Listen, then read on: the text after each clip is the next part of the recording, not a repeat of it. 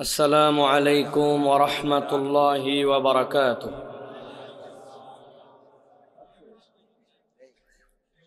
إن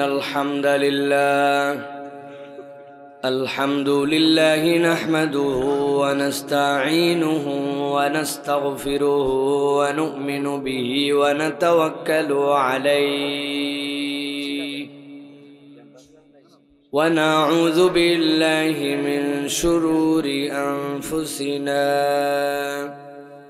ومن سيئات أعمالنا من يهد الله فلا مضل له ومن يضلل فلا هادي له وأشهد أن لا إله إلا الله وحده لا شريك له وأشهد أن سيدنا وحبيبنا وطبيب قلوبنا محمد الذي أرسله بالحق بشيرا ونذيرا وداعيا إلى الله بإذنه وسراجا منيرا فقد قال الله سبحانه وتعالى في كلامه المجيد وفي فرقان الحميد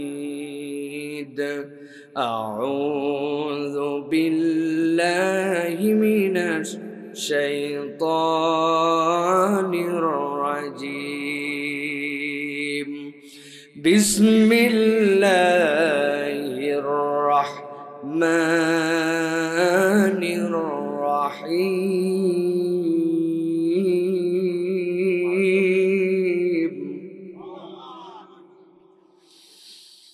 ولو ترى إذ وقفوا على النار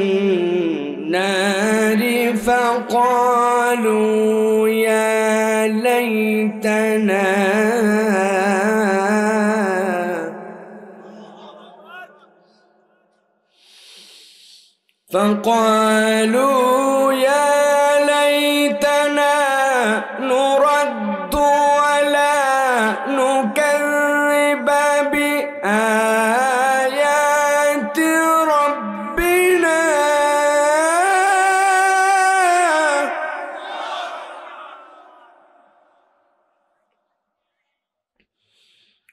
ولا نكذب بآيات ربنا ونكون من المؤمنين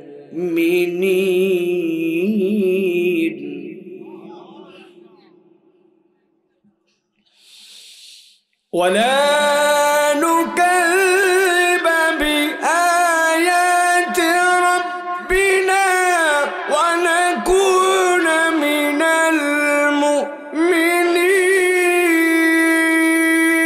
المؤمنين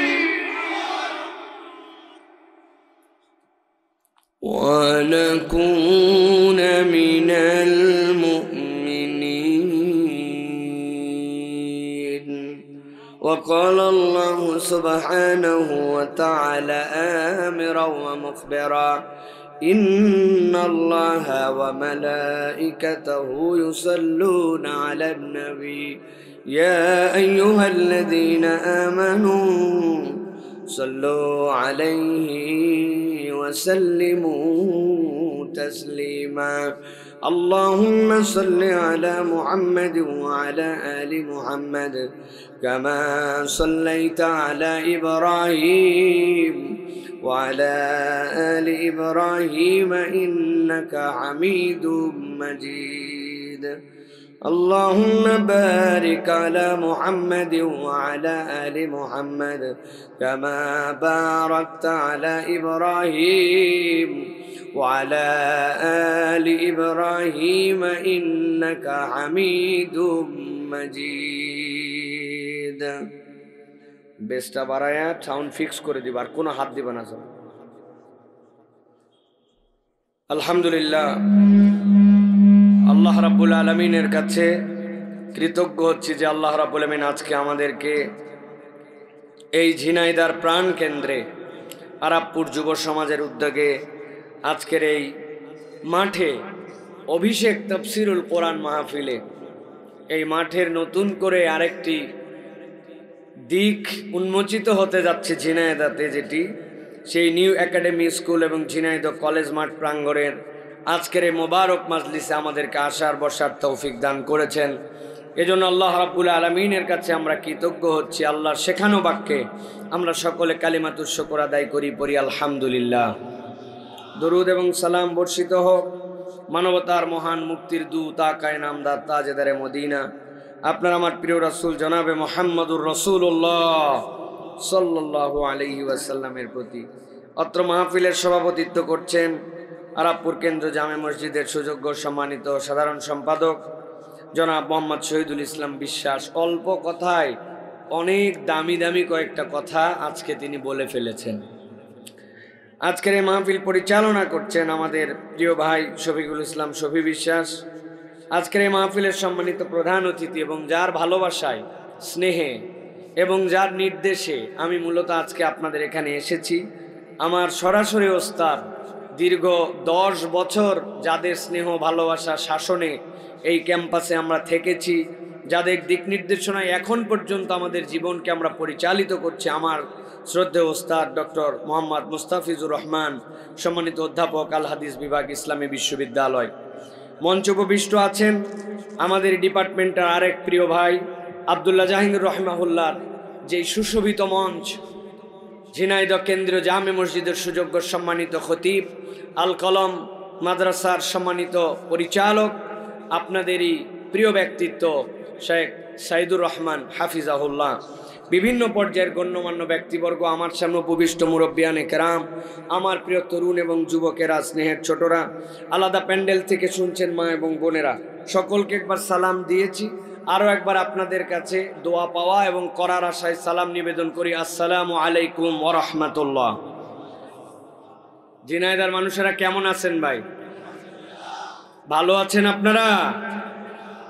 আজকে তো চমৎকার এক মনোরম পরিবেশ, এসিতে আমরা যেই ওয়েদারটা চাই, আজকে আল্লাহ এরকম ওয়েদার দিয়েছেন, ঠিক না ভাই? না আমাদের কাছে শীতটা কষ্টের, না আমাদের কাছে গরমটার প্রাধান্য আছে। তো এরকম আবহাওয়াতে আজকে আমরা কোরআন শোনার জন্য এসেছি। আল্লাহ রাব্বুল আলামিনের কাছে আমরা কৃতজ্ঞ হচ্ছি, আলহামদুলিল্লাহ। এই মাহফিল হচ্ছে একটা আলোড়ন সৃষ্টিকারী মাহফিল, কেননা এই মাহফিল একবার বিদেশে যাওয়ার জন্য আমাকে ক্যান্সেল করতে হয়েছে, এই মাহফিলের পরে অসুস্থতার কারণে ক্যান্সেল হয়েছে। এরপরে আমার একটা দায়বদ্ধতা এসে গেছে। স্যার যখন আমাকে আবার বলছেন যে মাহফিল হোক না হোক প্যান্ডেল লাগানো আছে, যেদিন ডেট ওই দিন মাহফিল। তো এই কথা যখন শুনছি তখন চিন্তা করছি কেমনে এটা ফাঁক ফোকর বের করা যায়। আজকের একটা প্রোগ্রাম ক্যান্সেল ছিল, এরপরে আমি রওনা দিব নীলফামারীতে। বুঝতে পারতেছেন কোন দিকে? এখান থেকে কোন দিক? উত্তরবঙ্গের এক মাথা, ওই দিকের সফরকে জুম্মার নামাজ পড়ে আবার ডাইভার্ট করে এদিকে আসছি। এসে জাস্ট এটা আমার দায়িত্ব মনে করেছি যে আমার ওস্তাদ, তার সম্মান আছে এবং তার নির্দেশনার মধ্যে আমার জন্য বরকত আছে, এই জন্য কিন্তু আমি আপনাদের কাছে আসছি। তাছাড়া এই শফিমাই মফিমাই যাই বলেন, এইগুলা বললে আশা হতো না। এটা স্যার, আমি খোলা কথা বললাম ভাই, আপনারা মনে কষ্ট নিয়েন না ভাই, এটা সত্যি কথা। তো আলহামদুলিল্লাহ আপনাদের কাছে এসে গেছি, আমরা আপনাদের কাছে কিছু কথাও বলবো ইনশাআল্লাহ।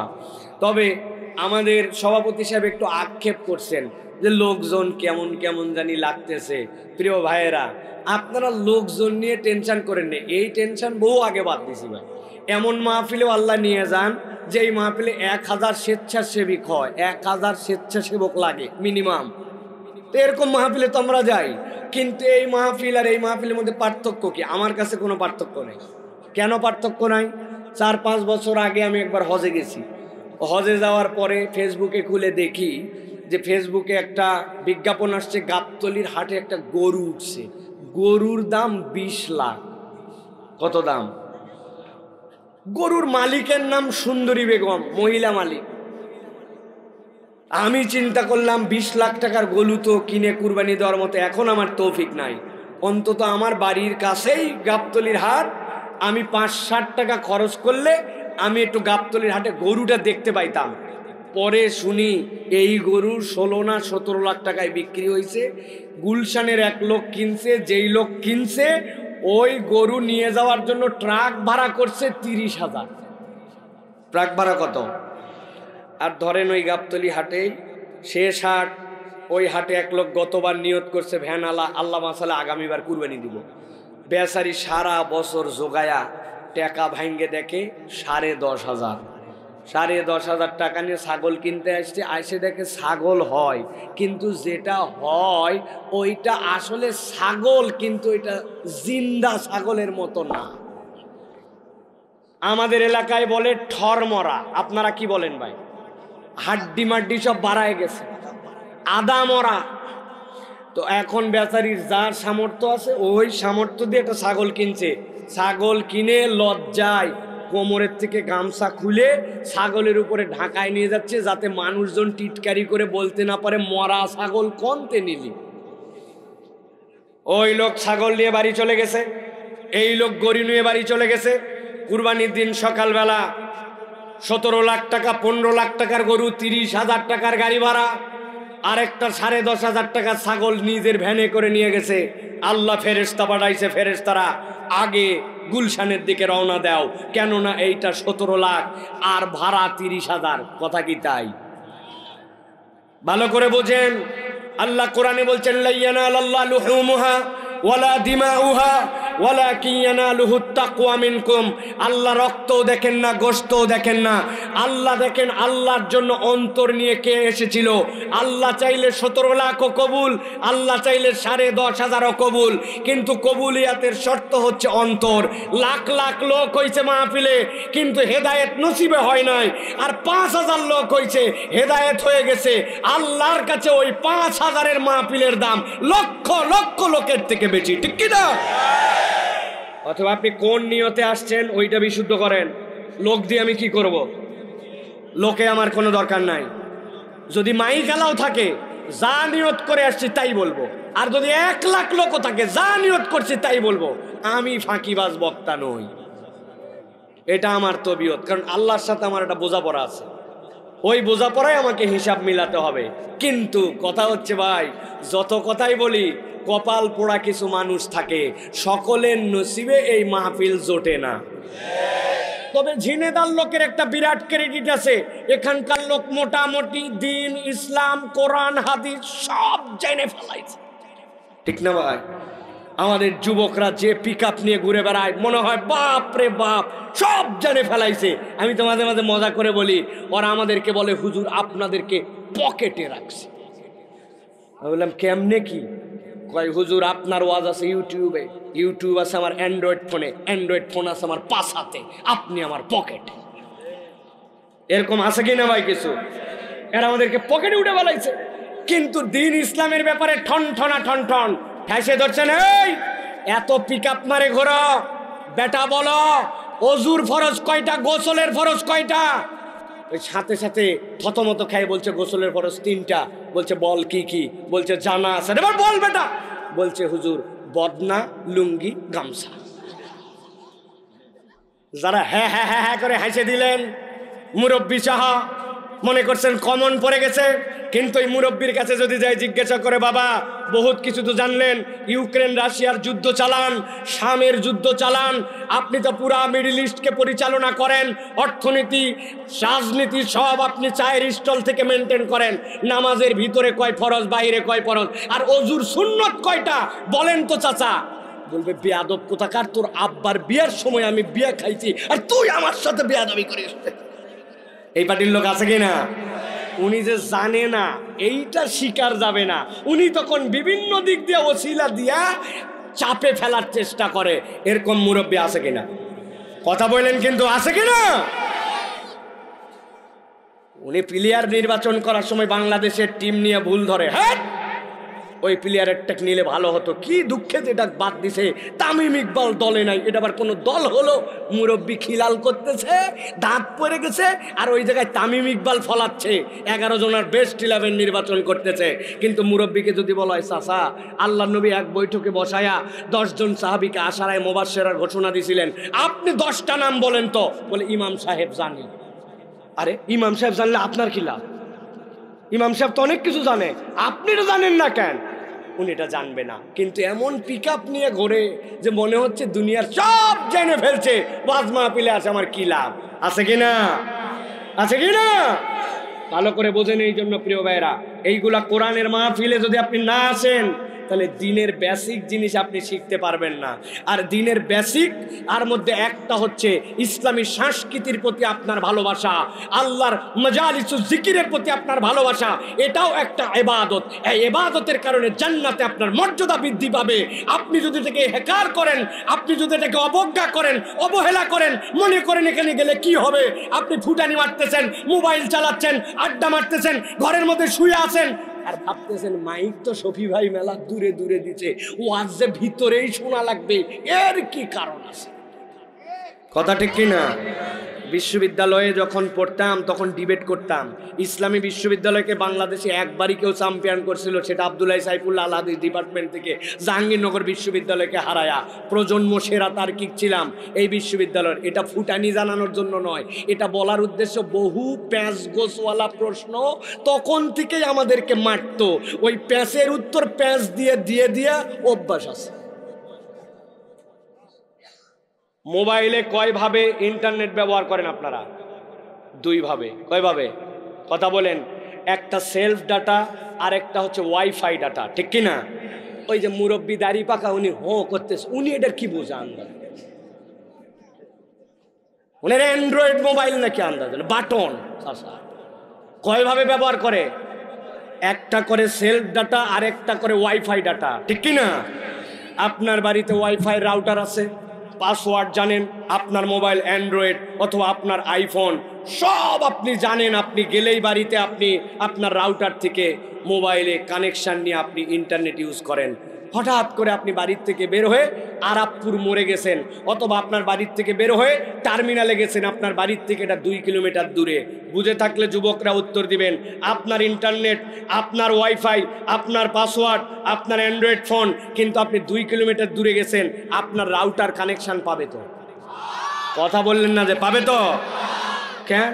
আপনার একটা হ্যাডম আছে না, আমার টাকা ইন্টারনেট, আমার ইন্টারনেট, আমার মোবাইল।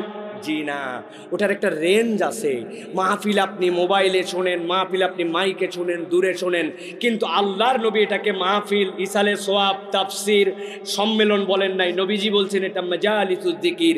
বান্দা যখন মাজালিসুজ জিকিরে আসে, ওইটা আল্লাহর রহমতের ওয়াইফাই জোন হয়ে যায়। আল্লাহর ফেরেশতা ওই বান্দার জন্য মাগফিরাতের দোয়া করে, আল্লাহ ওই বান্দাকে ওই মাহফিলের ওসিলায় তাকে ক্ষমা করে দেয়। আমার কথা নয় যে আপনি এটা অবজ্ঞা করবেন। অতএব মাহফিলে আসার দরকার আছে কি নাই? কথা বলেন, আছে কি নাই? প্রিয় ভাইরা, আপনি তো সব বোঝেন, কিন্তু এটা কেন বোঝেন না? আল্লাহ রাব্বুল আমিন বলতেছেন এইটা তোমার জন্য বিরাট কল্যাণের ব্যবস্থা করবে। কেননা এখান থেকে তুমি তোমার পথ এবং পাথেও আল্লাহর ওয়াস্তে চেষ্টা করলে তুমি খুঁজে পাবে, ঠিক কি না? আল্লাহ রাব্বুল আমিন বলছেন, নবী আপনাকে জানাই দিলাম, আপনি জানাই দেন, وذكر فإن الذكرى تنفع المؤمنين وما خلقت الجن والإنس إلا ليعبدون।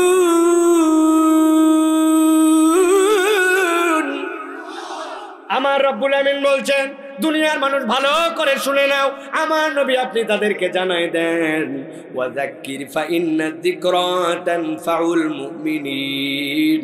আপনি কোরআন দিয়ে স্মরণ করান, কোরআনের জিকিরটা মানুষের কাছে উপস্থাপন করেন। আমি আল্লাহ জানালাম নিশ্চয় এই জিকিরের দ্বারা মুমিনদের অবশ্যই অবশ্যই কল্যাণ হবে।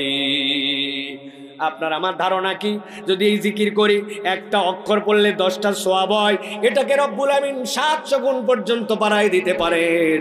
আপনার আমার ধারণা কোরআন পড়লে বোধহয় এইটুকুই ফায়দা, কিন্তু মুফাসসিরিনে কেরাম সালাফগণ বলতেছেন না না না, আল্লাহ এখানে তানফাউ দ্বারা কোনো কিছুকে খাস করেন নাই, আল্লাহ আম করে রেখেছেন। মুফাসসিররা ব্যাখ্যা করছেন, মানুষের জীবনে যত ধরনের বালা মুসিবত বিপদ আপদ আছে, যেখান থেকে সে আশ্রয় চায়, যেখান থেকে সে বেঁচে ফিরতে চায়।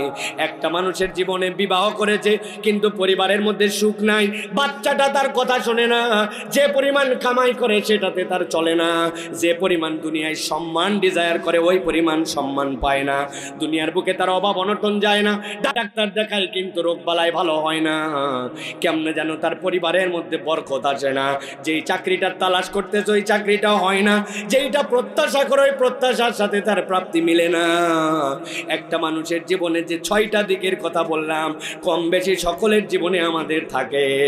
মুফাসসিরিনে কেরাম সালাফদের মন্তব্য হচ্ছে, আপনি যদি কোরআনের সাথে নিজেকে সম্পৃক্ত করতে পারেন, আপনি যদি এই জিকিরকে আপনার জীবনে নিয়ে নিতে পারেন, আল্লাহ রাব্বুল আমিন আপনার যে কোনো ধরনের সমস্যা আল্লাহ চাইলে এটা দ্বারা উত্তরণ ঘটায় দিতে পারে। গভীর মনোযোগে 3টা আয়াতে কারিমা বলবো, ধারাবাহিকভাবে আগে মাথার মধ্যে ঢুকাই নেবেন, এদিক ওদিক তাকাবেন না, খেয়াল করেন সিকুয়েলটা আল্লাহ রাব্বুল আমিন কিভাবে বলতেছেন। আল্লাহ বলতেছেন, এরপরে নবী বলেন, ওয়া মা খালাকতুল জিন্না ওয়াল ইনসা ইল্লা লিয়াবুদুন, আমি মানুষ আর জিনকে আমার ইবাদতের জন্য কেবল সৃষ্টি করেছি। কিন্তু একটা মানুষ যদি মনে করে আল্লাহ আমাকে ইবাদতের জন্য সৃষ্টি করছে, আমি নামাজ পড়ি, আমি রোজা রাখি, আমি হজ করি, আমি বোধহয় আল্লাহর বিরাট কোনো উপকার করতেছি, আপনার ইমানে তাহলে ঝামেলা আছে। পুরা দুনিয়ার মানুষ যদি আল্লাহর ইবাদতে নিমজ্জিত হয়ে যায়, আল্লাহর এক চুলো মর্যাদা বাড়ে না। আর পুরা দুনিয়ার মানুষ যদি আল্লাহর ইবাদত বাদ দিয়ে দেয়, আল্লাহর ইজ্জত এক চুলো কমে না, ঠিক কি না? আল্লাহ রাব্বুল আমিন এই জন্য বলছেন, মা উরিদু মিনহুম মির রিজকিন ওয়া মা উরিদু আন ইউতঈমুন ইন্নাল্লাহা হুয়ার রাজ্জাকু যুল কুওয়াতিল মাতিন। আমার রব্বুল আমিন বলছেন, বান্দা ভালো করে বোঝো, আমি তোমাকে ইবাদতের জন্য সৃষ্টি করছি, তবে আমি আল্লাহ তারপরে বললাম, আমি তোমার কাছে রিজিক চাই না, আমি তোমার কাছে খাদ্য চাই না। আল্লাহ বলতেছেন, তবে জেনে রাখো, ইন্নাল্লাহা হুয়ার রাজ্জাকু যুল কুওয়াতিল মাতিন, যিনি অসীম শক্তিধর তিনি তোমার জন্য রাজ্জাক। এবার একটু ঠান্ডা মাথায় পেছন দিক থেকে চলেন। আল্লাহ নিজের পরিচয় দিয়েছেন রাজ্জাক, এরপরে আল্লাহ বলছেন তোমাদের কাছে তিনি রিজিক চান না, খাদ্য চান না। এরপরে রব্বুল আমিন বলছেন তোমাদেরকে তার ইবাদতের জন্য সৃষ্টি করেছেন। এরপরে আল্লাহ বলছেন আল্লাহর জিকির করো, এই জিকির তোমাদের জন্য কল্যাণ দিবে। উপরে বললেন কল্যাণ, আর নিচে বললেন তিনি রাজ্জাক। আপনি যদি এই কোরআনের সাথে সম্পৃক্ত হন, আপনার যত ধরনের রিজিক লাগবে আল্লাহ সব ধরনের রিজিক আপনাকে দিয়ে দিবে। সুবহানাল্লাহ। যখন মন চায় জমা করে রাখবেন, বাড়িতে যায় আগামীকালকে সকালে বলবেন, ঠিক আছে ভাই? এর কারণ আছে। মনে করছে রিজিক মানে কি? রিজিক মানে মনে করছে আমি আমার কেবল ধান চাল খাদ্য, বাড়িতে আমার ভাতের অভাব নাই, চাইলে গরুর গোশত কিনে খাইতে পারি, মনে করছে এইটুকুই আমার রিজিক। এর জন্য আবার আল্লাহর জন্য কৃতজ্ঞ হতে হবে কেন? ঠিক কিনা? আপনি রিজিকের কনসেপ্টের ধারে কাছেও যান নাই, আপনি রিজিকের এক চুলো এখন পর্যন্ত বোঝেন নাই। ভালো করে বুঝে রাখবেন, এই দুনিয়ায় মানুষ যা করে সবগুলা সাবকনসাস মাইন্ডে বেশি করে। প্রায় 95% কাজ মানুষ অবচেতন মনে করে, চেতন মনে নয়। বুঝেন নাই? ডাক্তার দেখাতে গেছেন চোখে, ডাক্তার বলছে শোনেন, আপনার চোখ যদি ঠিক রাখতে চান তাহলে প্রত্যেক মিনিটে আপনি 19 বার করে চোখের পলক ফেলবেন। 20 বার ফেললে চোখ শেষ, 18 বার ফেললেও চোখ শেষ। এখন ওই লোক প্রত্যেক মিনিটে 60 সেকেন্ডে ফেলা লাগবে 19 বার। ওর আর নাওয়া খাওয়া নাই, চোখ যদি বাঁচাতে যায়, হঠাৎ করে বাংলাদেশের খেলা 1 বলে 1 রান দরকার, মনে নাই যে 19 বার ফেলা লাগবে। 1 মিনিট ধরে তাকায় আছে, এরপরে চোখ ফেলছে, চোখ সাথে সাথে নাই। আপনার যদি গুনে গুনে আপনার চোখের পলক ফেলার দায়িত্ব পড়তো, তাহলে দেশের অধিকাংশ মানুষ 2 দিনের মধ্যে কানা হয়ে যাইতো, ঠিক কিনা? আর যদি আপনার এই মোবাইল দিয়ে চার্জ দেওয়া লাগতো, আপনার চোখ, একটা মানুষ মোবাইল সারাদিনে কমসে কম 275 থেকে 325 বার তার মোবাইল ব্যবহার করে। যারা এই মোবাইল বিশেষজ্ঞ তারা বলছেন 3টা কারণে মানুষ মোবাইল ব্যবহার করে, হয় কল করার জন্য, না হয় সে কোনো ধরনের মিডিয়া ব্যবহার করার জন্য, অথবা সে তার মোবাইল দ্বারা ইন্টারনেট বা অন্য কিছু ব্রাউজ করার জন্য।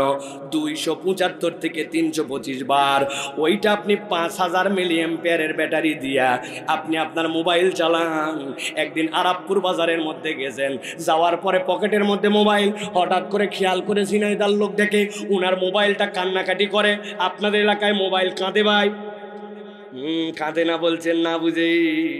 যাওয়ার পরে দেখে কত কত কত কত কত কত কত কত কত কত কত, পকেট থেকে মোবাইল বাইর করে দেখে 10%-এর নিচে চার্জ নেমে গেছে।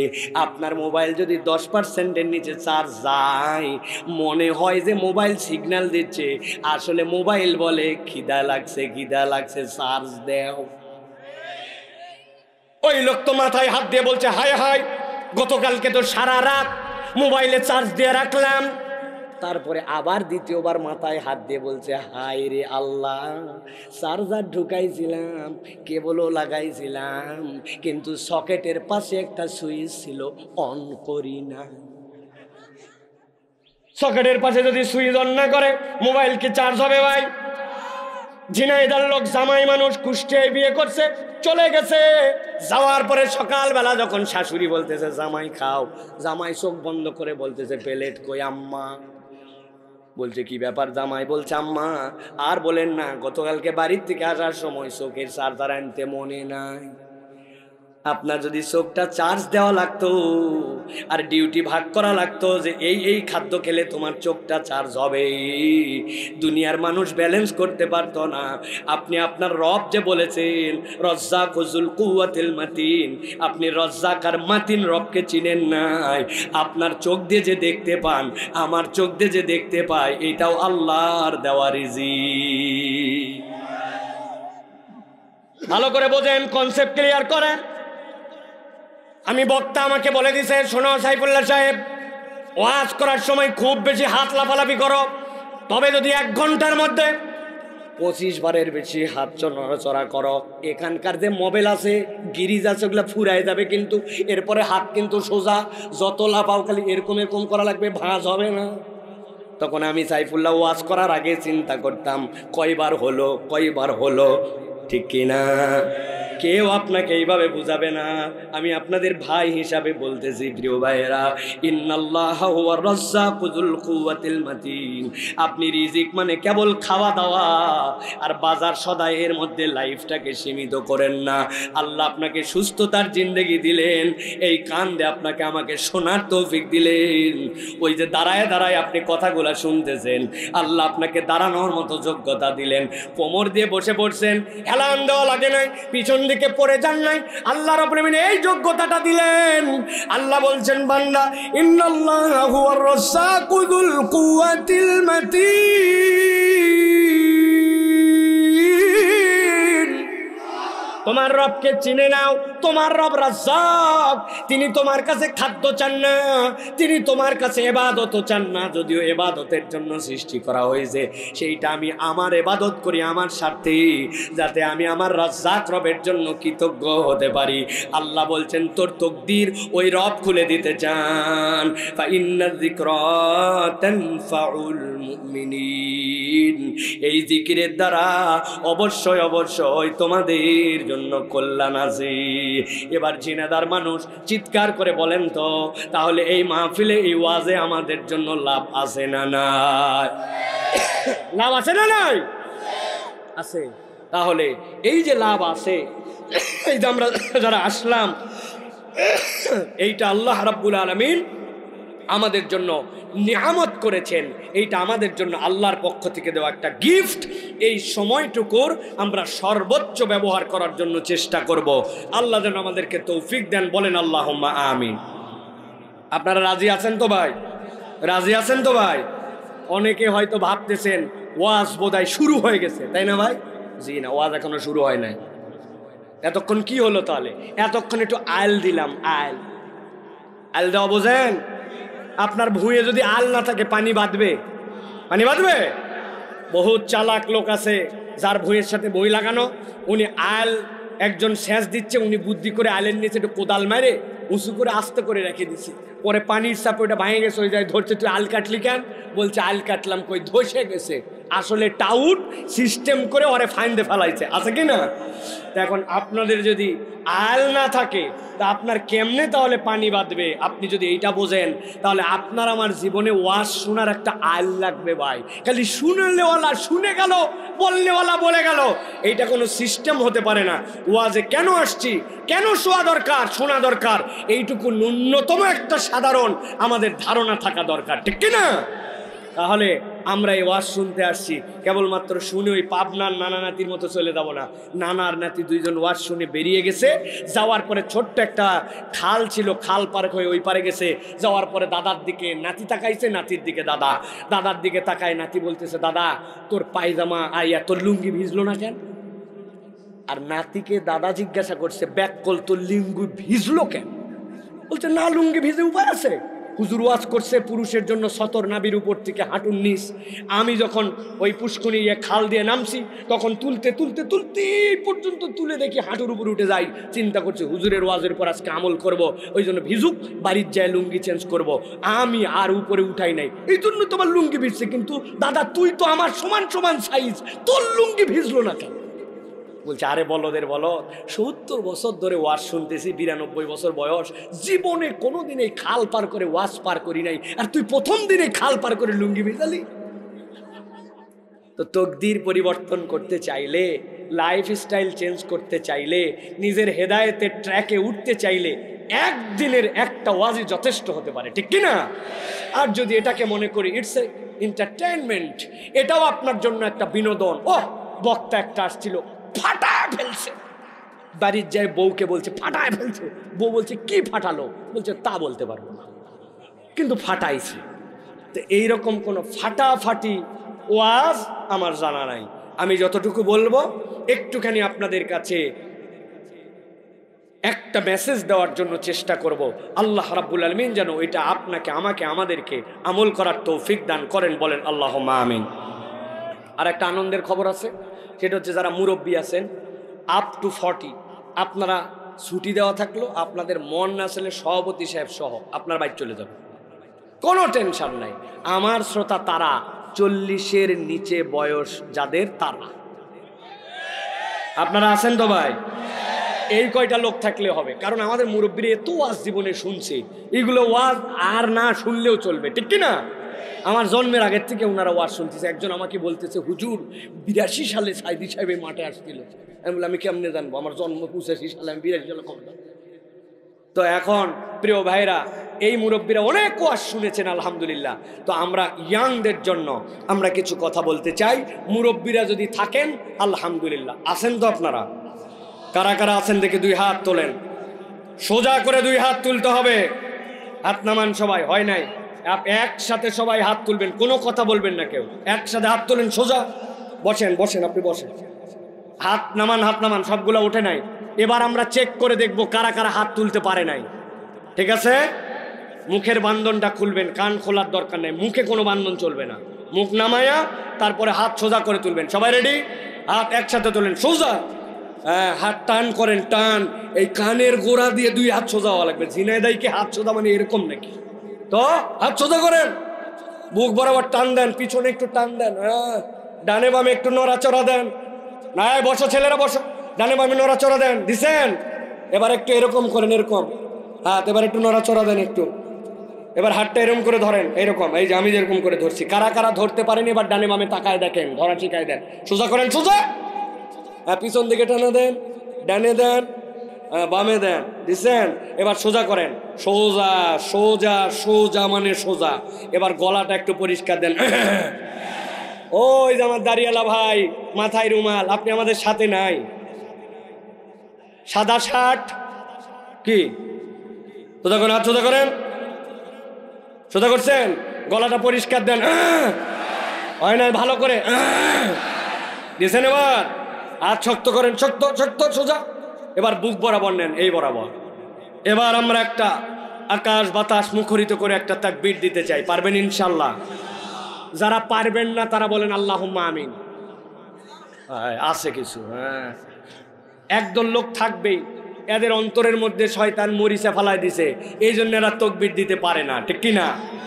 একদল আছে, কিন্তু আমরা ওই পার্টির না। আমরা যারা তাকবীর জোরে সোরে দিতে পারবো তারা বলেন আল্লাহুম্মা আমিন। আমিন বলছেন, এর মধ্যেও ফাঁকিবাজ আছে। আমি তো সারা দেশ ওয়াজ করি, আমি যেই বলবো লিল্লাহি তাকবীর, একদল লোক আছে বলে আল্লাহ ব্যাটারি ফেল। আছে না এই পার্টি? এখানে হাজার পাম্প পট্টি দেন, কাম হবে না। আপনারা এই পার্টি না, গলা থাকলেই কি গেলেই কি আকাশ বাতাস মুখরিত করে একটা তাকবীর দিতে চাই। হাতের অমকে আপনি এরম থাকবে নাকি? ইউটিউবওয়ালার জান্নাতে যাওয়া লাগবে না? ভালো করে রেডি, সব রেডি, হাত এই বুক বরাবর। আমি যেই তাকবীর দেব আস্তে করে আপনারা আল্লাহু আকবার বলে উপর দিকে ছুঁড়ে দিবেন। সভাপতি সাহেব আক্ষেপ করছিল লোক নাই, এখন আমাদের লোক বসতে দেওয়ার জায়গা নাই, বাহিরে লোক টের পাক। রেডি আছেন আপনারা? পারবেন ইনশাআল্লাহ? পারবেন ইনশাআল্লাহ? দেখে এটা হিম্মত করে তাকবীর দেন। লিল্লাহি তাকবীর, লিল্লাহি তাকবীর। আল কোরআনের আলো, আল হাদিসের আলো, তোমার নেতা আমার নেতা, তোমার নেতা আমার নেতা। আলেম ওলামা যেখানে, আলেম ওলামা যেখানে, লিল্লাহি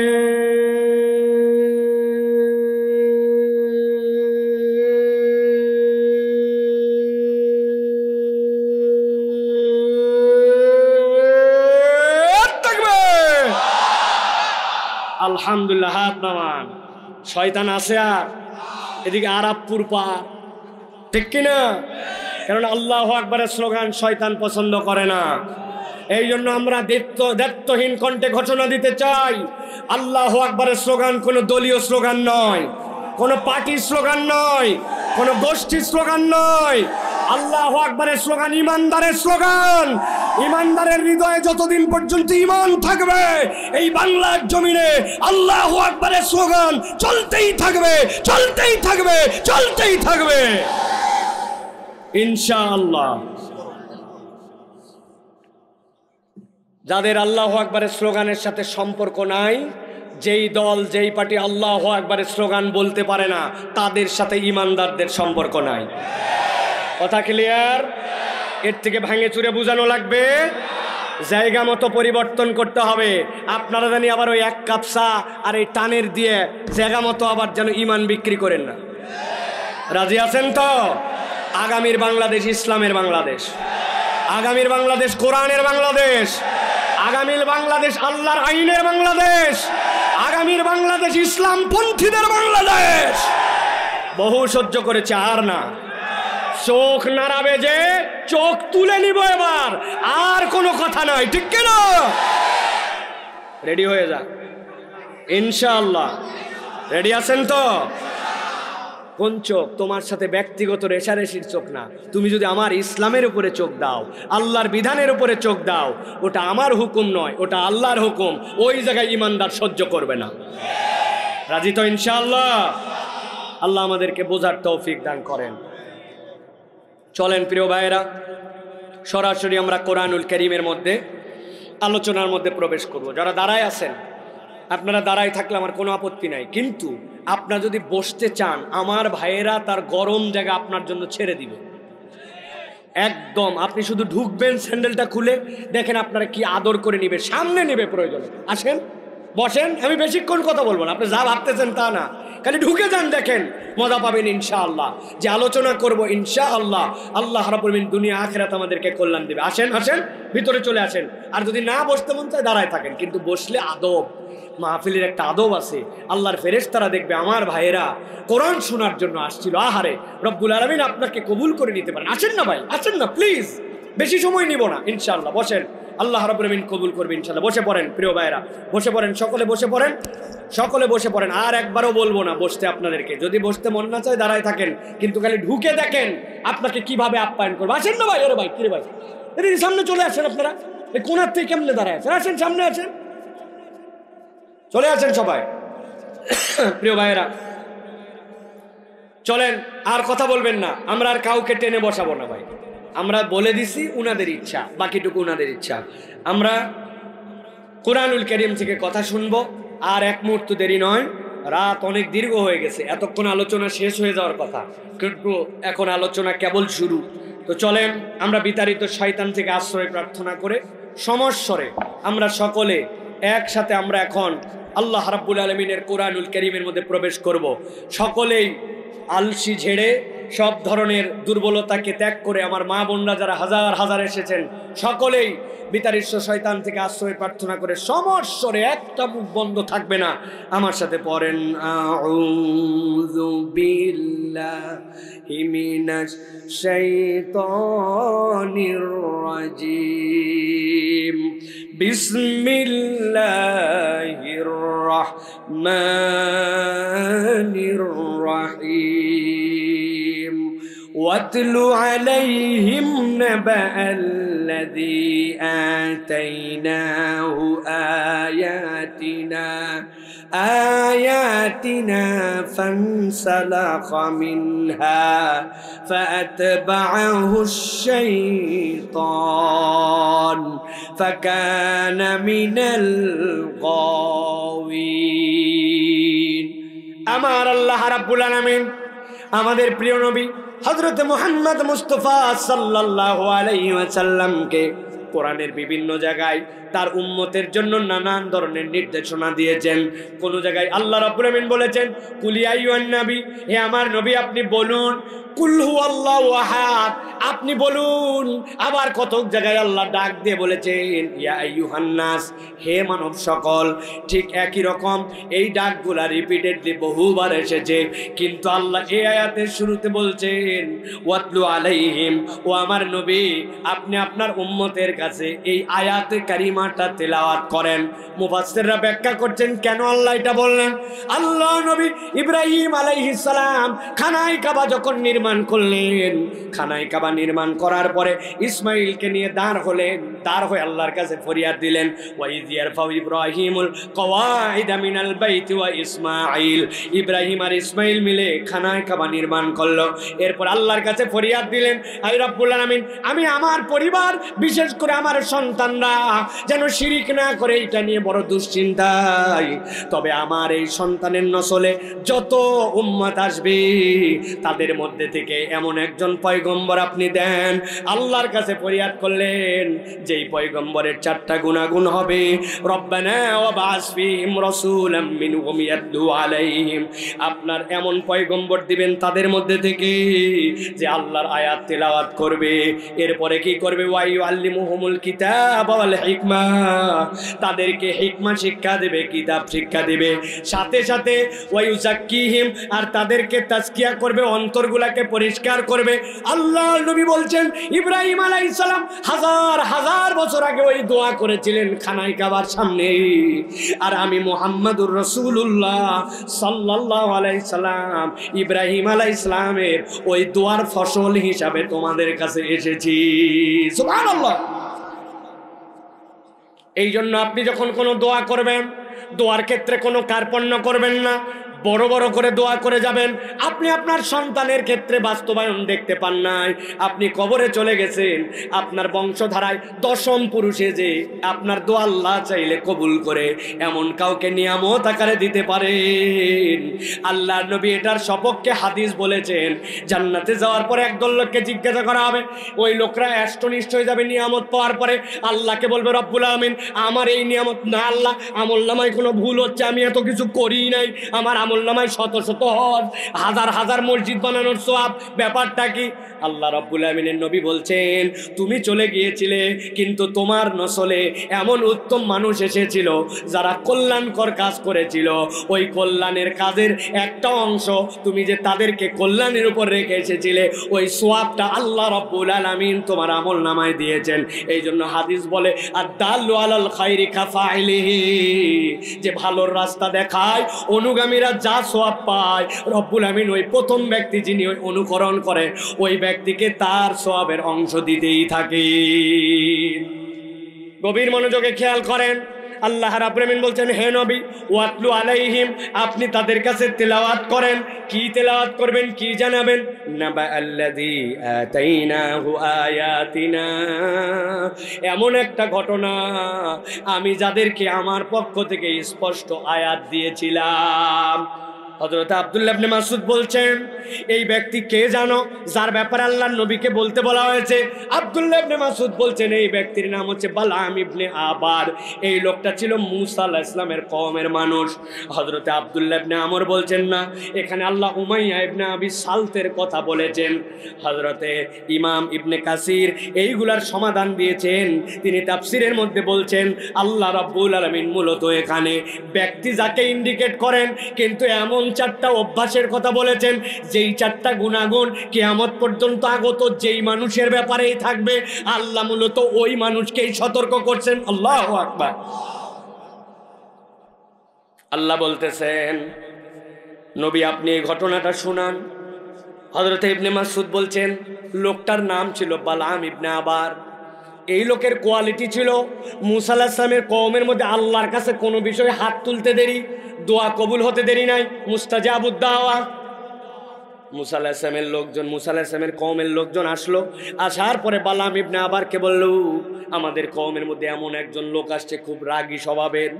আবার বলতেছে আল্লাহর পয়গম্বর, তার সামনে কোনো কথা বলা যায় না, পাওয়ারফুল একজন ব্যক্তি, কিন্তু আমাদের সমাজের মধ্যে ঝামেলা বার করছে, আমাদের সমাজের মধ্যে বিভক্তি তৈরি করতেছে, বাপদাদার ধর্ম থেকে সরায় দিচ্ছে, ফেরাউনের বিপক্ষে নানান ঝামেলা করতেছে। তুমি এই লোকটা যেন ধ্বংস হয়ে যায়, এই দোয়াটা করো। সাথে সাথে বালাম ইবনে আবার বলছে, তোমরা যা বলছো সেই হিসাবে তো এই লোক আল্লাহর পয়গম্বর হলেও হতে পারেন, তার বিপক্ষে তো দোয়া করা যাবে না। কেননা ফেরাউনের কওমের লোকেরা মূসা আলাইহিস সালামের ক্যারেক্টার ভালো করে জানতো, ফেরাউন নিজেও জানতো। কোলের মধ্যে নিয়ে আসে কোলের বাচ্চা, একটা থাপ্পড় দিয়েছিলেন মূসা আলাইহিস সালাম, থাপ্পড় খায় মগজ নড়ে গেছিল। সাথে সাথে বলছে, এই ছোট বাচ্চা এত জোরে আমাকে মারতে পারে না। সাথে সাথে সাথের লোকজন বলছে, আপনার কি মাথা নষ্ট হয়েছে নাকি? ছোট বাচ্চা ছোট মানুষ মারছে, আপনি বলতেছেন এত জোরে লাগছে, আপনার কি ইজ্জত থাকবে নাকি বাইরে কথা বললে? বলে, রাখো ইজ্জত, আমি বুঝছি এটা স্বাভাবিক কোনো থাপ্পড় নয়। মূসা আলাইহিস সালামের হাতের থাপ্পড় সেই ছোটবেলার থেকেই পাওয়ারফুল, ঠিক কি না? শুধু এইটাই নয়, মূসা আলাইহিস সালামের কথাবার্তাও ছিল আলাদা ধরনের, জালালি তবিয়ত। হাদিসের মধ্যে আসছে, আল্লাহর নবী সাল্লাল্লাহু আলাইহি সাল্লাম মেরাজের রাত্রিতে রওনা হয়েছেন। ষষ্ঠ আসমানে দেখা হলো মূসা আলাইহিস সালামের সাথে। মূসা আলাইহিস সালামকে জিবরাইল আমিন বললেন, সালাম করেন। সালাম করলেন, এরপরে কথা বিনিময় হলো। আল্লাহর নবী এরপরে সপ্তম আসমানের দিকে যখন উঠে যাচ্ছেন, মূসা আলাইহিস সালাম ওখানে বসে বলছেন, হ্যাঁ দেখছো আমার কত পরে আসলো, কিন্তু আমার থেকে আগ বাড়ায় আগে আগে উপরে চলে যাচ্ছে, কি একটা ব্যাপার। নবীজি এই কথা শুনে ফেলছেন, শুনে জিবরাইলকে বলছেন, জিবরাইল এই কথা কে বলে, আমি কোথায় যাচ্ছি সেটা নিয়ে আল্লাহর সাথে কথা বলতেছে। বলছে, রাখেন, ওইটা মূসা বলতেছে, আল্লাহর সাথে উনি রেগুলার এরকম করে কথা বলে। আল্লাহু আকবার। একদিন আদম আলাইহিস সালামের কাছে আসছেন, আমার কথা নয়, হাদিসের কথা। এসে বলছেন, আব্বা আপনার সাথে কথা আছে। কি কথা? কি কথা বাবা বলো। বুঝছেন তো গিয়ার আল্লাহ ছেলে। বলছে, আব্বা আপনি জান্নাতে ছিলেন না? জান্নাত আল্লাহ আপনাকে বলছেন, আল্লাহ তাকরাবা হাদিস সাজারাতা, শুধু এই গাছটার কাছে যাবে না, তাছাড়া যেখানে যেতে পারো সব জায়গায়। আপনি পুরা জান্নাত পড়ে আসে খামোখায় গাছের কাছে আসলেন, ওইটার কারণে দুনিয়ায় আসা লাগলো আমাদেরকে। হিসাব নিকাশ কিতাব যত ঝামেলা সব আপনার জন্য। ওই গাছের কাছে আপনাকে কে যেতে বলছিল? কি সাংঘাতিক কথা। আদম আলাইহিস সালাম তো নরম, আদম আলাইহিস সালাম বলছেন, ঠান্ডা হও বাবা, হাদিসের কথা। ঠান্ডা করার পরে বলছেন, বাবারে তোমার কাছে জিজ্ঞাসা করি বলো তো, দুনিয়াতে মানুষ যে সৃষ্টি হয়েছে, মানুষ সৃষ্টির কত হাজার বছর আগে তার তকদির সৃষ্টি? বলে 50,000 বছর আগে যদি তার তকদির লেখা হয়ে থাকে, তাহলে আল্লাহ রাব্বুল আমিন 50,000 বছর আগে আমি কেমনে দুনিয়ায় আসবো ওর প্রক্রিয়া লিখে রাখছেন, আমার দোষ কোথায়? আল্লাহ বলো। উনি মূসা আলাইহিস সালাম তার বিপক্ষে দোয়া করতে বলছে। বালাম ইবনে আবার বলছে, না আমি দোয়া করতে পারবো না। লোকজন এবার উল্টা পাম মারছে, বলছে, মিয়া আমাদের স্বার্থে আসছি নাকি তোমার স্বার্থে আসছি? কি স্বার্থ? কয়, এই জায়গায় যদি মূসা পয়গম্বর হয়, লোকজন তার কাছে যাবে। আপনার দপ্তরের কেউ আসবে নাকি মিয়া? এক বনের মধ্যে দুই বাঘ থাকলে কার কাছে যাবে মানুষ? অতএব আপনার স্বার্থে আসছি, বদদোয়া করলে আপনার লাভ। পাম্পট্টি গিলে নিয়ে আল্লাহর কাছে মূসার বিপক্ষে দোয়া করলো, আল্লাহর সাথে সাথে ইলহাম করে দিলেন, যতদিন দুনিয়ায় হায়াত আছে তোমার আর কোনো দোয়া আজ থেকে কবুল হবে না। অপরাধ কি? আল্লাহ বলছেন, নবী জানান, আল্লাযী আতাইনাহু আয়াতিনা ফানসালাকা মিনহা। আল্লাহর আয়াত দেওয়ার পরে, আল্লাহর আয়াত চেনার পরে, আল্লাহর আয়াত বুঝার পরে জেনে বুঝে আল্লাহর আয়াতকে সে ত্যাগ করেছিল, না জেনে নয়, জেনে। ঠিক কিনা? ঠিক যারা বলছেন ঝামেলায় আছেন, ভালো করে খেয়াল করেন। ঈদের মধ্যে আপনি ঢাকার থেকে ঝিনাইদহ আসবেন, বাসের মধ্যে উঠছেন, পা ফেলার জায়গা নাই, মধ্যের যে রড আছে রড ধরে ঝুলতে ঝুলতে অনেক সময় আসা লাগে, কথা ঠিক কিনা? আসরের সময় আপনি হ্যান্ডেল ধরে দাঁড়ায় আছেন, আপনার আসরে আজান হয়ে গেছে, এখন চিন্তা করছেন আসরের নামাজটা পড়া লাগবে, কিন্তু কোনো পরিবেশ নাই, নামতে পারেন না, ওযু করতে পারেন না, সিজদা দেওয়ার জায়গা নাই, মনের মধ্যে ব্যথা, আহারে ওযু নাই, নামাজ কেমনে পড়বে? এই করতে করতে মাগরিবের আজান হয়ে গেছে।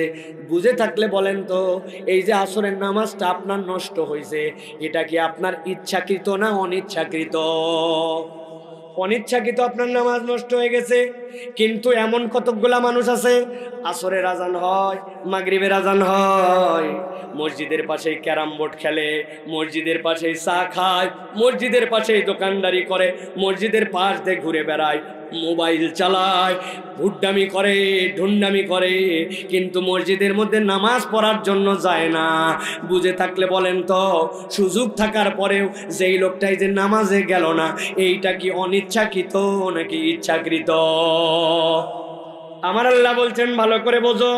আল্লাহ রাব্বুল আমিন এক নম্বর অপরাধের কথা বলছেন, ফানসালাকা মিনহা। ওই মানুষেরা জেনে বুঝে আল্লাহর আয়াত থেকে নিজেকে সরায় নিছে, এইটা তাদের এক নম্বর অপরাধ। আপনি যদি অনিচ্ছায় করেন, রব্বুল আমিন আপনাকে মাফ করে দিতে পারেন, কিন্তু যদি আপনি ইচ্ছা করে করেন, রব্বুল আলামিনের কাছে আপনাকে কড়াই গন্ডায় হিসাব বুঝায় দেওয়া লাগবে। ঠিক কি না? পাকিস্তানের এক ওস্তাদ তার ছাত্রকে বলছে, অনেকদিন তোরে পড়ালাম, আজকে তোকে আমি প্রশ্ন জিজ্ঞাসা করব, উত্তর দেওয়া লাগবে। বলে, ওস্তাদ জি বলেন। বলছে, জিজ্ঞাসা করতে চাই, বলতো দুনিয়াতে নামাজ পড়ে না কারা? প্রশ্ন কি? ছাত্র বলতেছে, ওস্তাদ আমার ক্ষুদ্র চিন্তায় দেখেছি দুনিয়াতে 3 ধরনের লোক নামাজ পড়ে না। কয় ধরন? যারা ঘুমায় গেছেন তারা শুধু বলেন, কয় ধরন? কয় ধরন? 1 নম্বর বল। বলছে, 1 নম্বর ওস্তাদ, দুনিয়াতে যারা অজ্ঞান অথবা দুনিয়াতে যারা পাগল, এই শ্রেণীর লোক নামাজ পড়ে না। দারুণ তো, ঠিকই তো, অজ্ঞান লোক নামাজ পড়ে, পাগল কি ঠিক মতো পড়ে না। 2 নম্বর বলে, 2 নম্বর হচ্ছে দুনিয়াতে যারা মৃত, তারা নামাজ পড়ে না। মরা মানুষ নামাজ পড়ে, উল্টা মরা মানুষের নামাজ পড়া লাগে, ঠিক কি না? 3 নম্বর বলে, 3 নম্বর হচ্ছে দুনিয়াতে যারা অমুসলমান, তারা নামাজ পড়ে না। এবার আপনাদের কাছে জিজ্ঞাসা করবো, উত্তর দেন। 1 নম্বর নামাজ পড়ে না কারা? পাগল অথবা অজ্ঞান, বলেন না। 2 নম্বর নামাজ পড়ে না কে? মৃত, বলেন কে? 3 নম্বর নামাজ পড়ে না কে? অমুসলমান। এবার আপনাদের কাছে জিজ্ঞাসা করবে, এক কথায় উত্তর দিবেন। এখানে আমরা যারা আছি দাঁড়ায়া বসে, দূরে কাছে, ছেলে মেয়ে, বলেন তো আপনারা, আমরা কি পাগল বা অজ্ঞান? একটু আওয়াজ দিয়ে বলেন, পাগল বা অজ্ঞান? আমরা কি মৃত? আমরা কি অমুসলমান? তাহলে এখন যারা নামাজ পড়বে না, কালকের থেকে হিসাব মিলাবেন। আমি কিন্তু বলি নাই, আপনি বলছেন। আপনি বলছেন আপনি মৃত না, অজ্ঞান না, পাগল না, মুসলমান না, তো আপনি নামাজ পড়েন না কেন? হয় মরা, বলে না আমি মরা না, পাগল না, পাগল না, অমুসলমান না, অমুসলমান না, আবার নামাজ পড়েন না। আপনি নিজেই নিজেকে আটকাইছেন। হিসাবটা কালকের থেকে বরাবর করে মিলাই নিয়েন, ঠিক আছে তো? আল্লাহ বলতেছেন, খেয়াল করো, তাদের মধ্যে অপরাধ যেটা নবী আপনি জানান, 1 নম্বর হচ্ছে ফানসালাকা মিনহা।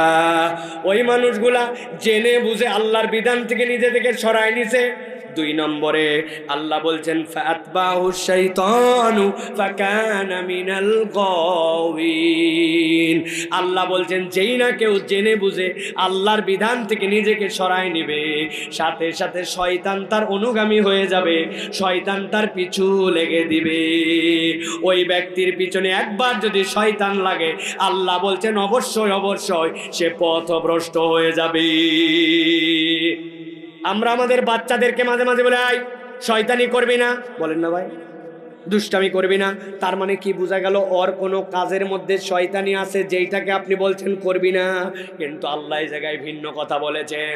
কেউ যদি আল্লাহর বিধান, আল্লাহর আয়াত, আল্লাহর ছোট্ট একটা বিসমিল্লাহ এইটুকু হলেও সে আল্লাহর আয়াতটা জানে, কিন্তু এইটাকে সে মূল্যায়ন করে নাই, আল্লাহর বিধানকে সে প্রপারলি ইজ্জত করে নাই, স্বেচ্ছাচার ইচ্ছাচার এরকম করে চলে আল্লাহর বিধান থেকে মুখ ফিরাইছে। আল্লাহ বলছেন শয়তানের পিছনে নয়, বরং শয়তান তার পিছনে লাগবে। আর একবার যদি শয়তান কারো পিছনে লাগে, আল্লাহ বলছেন ফাকানা মিনাল গাওয়িন, ওই ব্যক্তি বিভ্রান্ত না হয়ে, ওই ব্যক্তি গাফেল না হয়ে দুনিয়ায় আর সে নিষ্কৃতি পাবে না। গভীর মনোযোগে খেয়াল করেন, আল্লাহ রাব্বুল আমিনের পরের আয়াতে বলছেন ওয়ালাউ শি'না লারাফা'নাহু বিহা।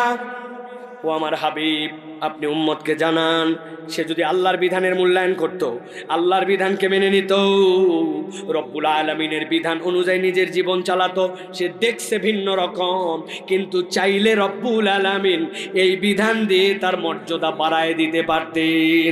ওয়ালাউ শি'না লারাফা'নাহু বিহা, আমি রব্বুল আলামিন তার মর্যাদা আসমানে উঠাই দিতে পারতাম। কিন্তু ব্যাককল মানে নাই, আগে করছে দুই অপরাধ, আল্লাহর বিধান থেকে নিজে মুখ ফিরাই নিয়েছে, শয়তান তার পিছু লেগে গেছে। আল্লাহ বলছেন এবার সে আল্লাহর বিধান থেকে মুখ ফিরায়া আরো দুইটা অপরাধে জড়িত। আল্লাহ বলছেন কি কি অপরাধ? ওয়ালাকিন্নাহু আখলাদা ইলাল আরদি ওয়াত্তাবা হাওয়া।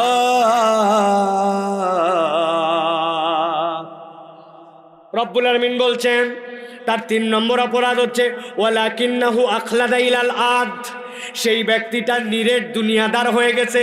আরবিতে খুলদুন মানে হচ্ছে জমিনমুখী, আখলাদা আই আতবা ইলাল আরদ, ওই মানুষটা নিরেট দুনিয়াদার হয়েছে।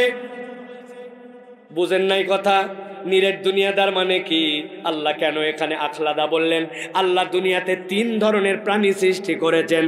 এক ধরনের প্রাণী দুনিয়াতে সব সময় সিজদার হালতে থাকে, সব সময় সরীসৃপ, ওরা মুখিব্বানালা ওয়াজি, তাদের মুখের ভরে চলাফেরা করে, আছে কিনা ভাই? সাপ, টিকটিকি, তেলাপোকা, কুমির, কেঁচো, এইগুলা সবগুলি মুখের ভরে চলে। আরেক দল প্রাণী আছে আখলাদা ইলাল আরদ, 4 পায়ে তারা জমিনের দিকে থাকে, যেমন গরু, ছাগল, বিভিন্ন প্রাণী, আছে কিনা? কিন্তু এই প্রাণীগুলা জমিনের দিকে সব সময় মুখ দিয়ে থাকলেও 2-1টা প্রাণী মাঝে মাঝে হাত উঁচু করে। ছাগল অনেক সময় মাথা উঁচু করে গাছের পাতা খায়, সিমের পাতা খায়, কিন্তু তার হাত উঁচুটা মৌলিক নয়, বরং সব সময় জমিনমুখী সে থাকে। আল্লাহ বলছেন আর একটা সৃষ্টি মানুষ, যে মানুষটা মাথা উঁচু করে দাঁড়াতে পারে, কিন্তু মানুষের মর্যাদা আল্লাহ রাব্বুল আমিন বৃদ্ধি করেছেন। তার কারণ আল্লাহ রাব্বুল আমিন বর্ণনা করছেন, যেই মানুষ মুখ উঁচু করে দাঁড়াতে পারে, ওই মানুষ যখন নামাজে দাঁড়ায় আল্লাহর কাছে বলে আল্লাহু আকবার, আমার মাথা উঁচু আল্লাহ, কিন্তু আমি আল্লাহু আকবার বলে তোমার কাছে সানা পড়লাম, তোমার কেরাত পড়লাম, তোমার দেখানো পদ্ধতিতে কোরআনের কত অংশ পড়লাম। এখন রব্বুল আমিন আমি যে নিবেদন করেছি, এই নিবেদনে আমার মন ভরে নাই, আমি এখন আল্লাহু আকবার বলে রুকুতে চলে গেছি। আমি যখন রুকুতে, দুনিয়ার যত রুকুকারী প্রাণী আছে জমিনমুখী, আমি এখন রুকুর হালতে তখন তোমার কাছে বলতেছি সুবহানা রাব্বিয়াল আযীম। আমার মুখ যখন রুকুতে, তখন আমার রব সবচেয়ে মহান। এরপরে বান্দা যখন সামি আল্লাহু লিমান হামিদা বলে ওঠে, এটা বান্দার কথা নয়, এটা আল্লাহর কথা। আল্লাহ বুঝাতে চান আমার বান্দা তুই যে প্রশংসা করে করেছিস, যে কথা বলেছিস, তোর ভুল হয়েছিল, মন অন্যদিকে চলে গিয়েছিল, কেরাতটা বিশুদ্ধ হয় নাই, মনটা ঠিক মতো থাকে নাই, কিন্তু মনে করিস না তোর রব তাই বলে শোনে নাই। তুই যা যা প্রশংসা করেছিস এই পর্যন্ত, সামি আল্লাহু লিমান হামিদা, আল্লাহ শুনেছেন যে তার প্রশংসা করেছে, আল্লাহু আকবার। বান্দা উঠে বলেছে রব্বানা লাকাল হামদ, এরপর আল্লাহু আকবারে বলে সিজদায় চলে গেছে। 7 অঙ্গ দিয়ে সিজদা করেছে, 2টা হাত, কপাল, নাক, 2টা হাঁটু, 2টা পায়ের আঙ্গুলি, 7 অঙ্গ দিয়ে সিজদা করে আল্লাহ আমি এখন সরীসৃপের থেকেও তোমার কাছে নিচু হয়েছি। তবে রব আমি যখন নাকে খত দিয়ে তোমার কাছে সিজদা দেই, ওই সময় বলতেছি সুবহানা রাব্বিয়াল আলা। আমার মাথা যখন নিচু, আমার রব তখন সবচেয়ে উপরে। বান্দা যখন সিজদায় চলে যায়, দুনিয়ায় সবচেয়ে আল্লাহর নিকটে বান্দা চলে যায়। আল্লাহ বলছেন আমার বান্দাকে আমি এই যোগ্যতা দিয়েছি, কিন্তু আমার বান্দা কি করলো? 3 নম্বর অপরাধ, গভীর মনোযোগ, ওয়ালাকিন্নাহু আখলাদা ইলাল আরদ। ওই বান্দা নিরেট দুনিয়াদার হইছে, তার দুনিয়া ছাড়া আর কিচ্ছু বোঝে না। এরকম মুসলমান আছে কি না? বলছেন আছে, কিন্তু হতে পারে তো আমিও। কি আরাবপুরের দোকানদার, ঝিনেদার দোকানদার আপনার সাথে বিজনেস করে, বলতেছে আপনাকে দেখে আপনার মতো চেনা লোক বলে কেনা দামে দিলাম। আছে না? জীবনে দেখে নাই, তাক বলছে চেনা লোক, কেনা দামে দিলাম বলে 500 টাকা গলা কাটছে। হালাল মাল, হালাল দোকান, হালাল আইটেম, শুধু ব্যবসায়িক স্বার্থে মিথ্যা কথা বলে নিরেট দুনিয়াদার ওই হারাম। ঠিক কিনা? আছে কিনা? দুনিয়ার বুকে অনেক মানুষ এরকম আছে, ডান বাম কিচ্ছু চেনে না, ও কেবল চিনছে তার দুনিয়া লাগবে, দুনিয়া লাগবে, হালাল না হারাম বিবেচনা করার মতো হাতে সময় নাই। সকাল বলে কান্দের মধ্যে কোদাল নিছে, ভুঁয়ের দিকে রওনা হয়েছে। লোকজন জিজ্ঞাসা করছে মুরব্বী আপনি এত সকালবেলা কোথায় যান? বলছে বাবা আমার জমির সাথে যার আল লাগানো, আলটা কাটে পারি নাই, আমি রোদ উঠলে কাজ করতে পারি না, এই জন্য একটু আল কাটতে যাই। আল কাটার নাম করে মুরব্বী 1 নম্বরের টাউট। উনার ভুঁইয়ের সাথে যার ভুঁই লাগানো, ওই পারের জমিওয়ালা এখনো আল কাটে পারে নাই, উনি আল কাটার নাম করে 4 আঙ্গুল একটু জমি ঠেলতে যায়। এরকম লোক ঝিনাইদহে নাই? বুঝে বলেন আছে নাকি? ভালো করে বোঝেন, আপনার জমি 1 বিঘা, আর আপনি আল কাটে এইটুকু জমি বাড়াইছেন, এইখানে একটা গোছ ধান, এখানে আলু, এখানে কোনো আবাদ করছেন, আপনার 1 বিঘাতে 20 মণ ধান হয়েছে, ওইটার খাজনা খারিজ সব কিছু হালাল, কিন্তু এই যে 4 আঙ্গুল ঠেলছিলেন ওইখান থেকে 5 কেজিও ধান হয় নাই, কিন্তু আপনি ওই হারামটাকে হালালের সাথে মিশাইছেন। আল্লাহ বলছেন ওয়ালাকিন্নাহু আখলাদা ইলাল আরদ। দুনিয়াদার এমন দুনিয়াদার হয়েছে, নামাজি হাজি সাহেব, কিন্তু সে নিরেট দুনিয়াদার হইয়া আল্লাহ রাব্বুল আমিনের হালাল হারামে বাজ বিচার করে না। এরকম মুসলমান আপনার আমার এলাকায় আছে কিনা? আছে? বলছি আমরা যে আমরা আল্লাহ রাব্বুল আমিনের বিধান থেকে হালাল হারাম বাজ বিচার করে চলি, কিন্তু একটু যদি হিসাব করি তাহলে দেখব আমাদের মধ্যে ঝামেলা আছে। আচ্ছা বলেন তো ভাই, ঝিনাইদহ অঞ্চলে বিয়ে শাদী হয়? কথা বলেন, কথা বলেন, হয়? ইসলামের বিয়ের বিধান কি? 1 নম্বর ইজাব কবুল, 2 নম্বর ওয়াতুন নিসা সাদুকাতিহিন্না নিহলা, মেয়েদেরকে মোহর দিয়ে দাও, দিন মোহর। 3 নম্বর আউলিম ওয়ালাউ বিশাতিন, একটা ছাগলের বাচ্চা দিয়ে হলে অলিমা করো। ইসলামের বিয়ে ইজাব কবুল, ইসলামের বিয়ে অলিমা, ইসলামের বিয়ে আপনার পক্ষ থেকে মোহর, এর মধ্যে আনন্দ ফুর্তি সব শেষ। বুকে হাত দিয়ে বলেন এইটা ইসলামের বিয়ে, এর মধ্যে সীমাবদ্ধ। কিন্তু জিনেদার বিয়ে কি এর মধ্যে সীমাবদ্ধ? 5 দিন আগের থেকে হলুদ সন্ধ্যা, 3 দিন আগে মেহেদি সন্ধ্যা, 2 দিন আগে ডিস্কো সন্ধ্যা, 7 দিন আগে টুটুল মাইক সার্ভিস থেকে আপনার এলাকায় মাইক নিয়ে যাইয়া ডিস্টি ডিস্টি ডিস্টি ডিস্টি ডিস্টি ডিস্টি। কথা বলা আছে কিনা? ওই বাড়ির থেকে হাজি সাহেব একটা আসছে, মসজিদে আসার পরে ওকে লোকজন ধরছে, হাজি সাহেব আপনার বাড়িতে এত গান বাজনা, এত মিউজিক সহ্য হয় না, কি ব্যাপার? বলছে থামবা, তোরও বেটি আছে। চ্যাংরা প্যাংরা মানুষ একটু আনন্দ ফুর্তি করে, একটা দিন সহ্য কর, চল ভিতরে যাই নামাজ পড়ি। আছে কিনা? আপনি যদি এই কথা বলেন তার মানে কি বোঝা গেল? আল্লাহর বিধান যা যা ছিল ওইটুকু আপনার মন পছন্দ হয় নাই। দুনিয়ার স্বার্থে, দুনিয়ার জন্য আল্লাহর বিধানের উপরে আপনারও কত মতামত আছে। বুঝে থাকলে বলেন তো, এরকম মুসলমান আমাদের এলাকায় আছে না নাই? ওয়ালাকিন্নাহু আখলাদা ইলাল আরদ। মা বোনেরা কথা শুনতেছে, আমার স্ত্রী পাশের বাড়ি জানলার সামনে সামনে বাচ্চাটাকে এমন মারা মারছে সকাল 8টার দিকে, সহ্য করতে না পারে এপার থেকে বলছে যে ভাবি ভাবি মানুষকে এত মারে নাকি? এত মারেন কেন? বলছে ভাবি ইন্টারফেয়ার করবেন না, সহ্যের সীমা পার হয়ে গেছে। কি করছে? কয় ও 8-এ পড়ে, ওর জন্য প্রাইভেট পাওয়া যায় না, একটা ভালো টিচার পাওয়া গেছে যেই শিক্ষক মাসে মাত্র 6টা ক্লাস নেয়, মাত্র 6টা ক্লাস, 3000 টাকা দেওয়া লাগে এর জন্য। সকাল 7:30টার সময় প্রাইভেট, বদমাইশের বদমাইশ, এমন ঘুমের ঘুম, এই 6 দিনের মধ্যে 3 দিন মিস করছে। ঘুমায়া ঘুমায়া ওরে মারবো না তো কারে মারবো? কথা ঠিক আছে? আপনার সন্তান প্রাইভেট মিস করে আপনি মারেন, সকাল 7:30টায় উঠতে পারে না, মারেন। কিন্তু আপনি একটু হিসাব করে দেখেন, হাজার হাজার মুসলমানের ফ্যামিলি আছে, আপনার খায়, আপনার পরে আপনার বাড়িতে থাকে। 1 বছর 2 বছর হলো জীবনে কোনোদিন ফজরের জামাতে যায় নাই, আপনি মা তাকে শাসন করেন নাই, আপনি মা তার পাছা কোনোদিন পিটায় লাল করে দেন নাই। এরকম ঘর, এরকম ফ্যামিলি আমাদের ঝিনাইদহে আছে কি না? কথা বলেন, খবরদার আছে বলবেন না। আর আজকের থেকে বলেন আমরা। কিসের আছে? আছে, আছে বললে মজা লাগে শুনতে। আমার আল্লাহ বলছেন ওয়ালাকিন্নাহু আখলাদা ইলাল আরদ। ব্যাককল, তুই তো নিরেট দুনিয়াদার হয়ে গেছিস। এই যুবক, এই তোমার মুখে দাড়ি নাই কেন? বলছি ঈদের সময় একটু রাখছিলাম, পরে লোকজন কেমন বলে এই জন্য কেটে ফেলাইছি। আনস্মার্ট, আনস্মার্ট লাগে। আছে কিনা?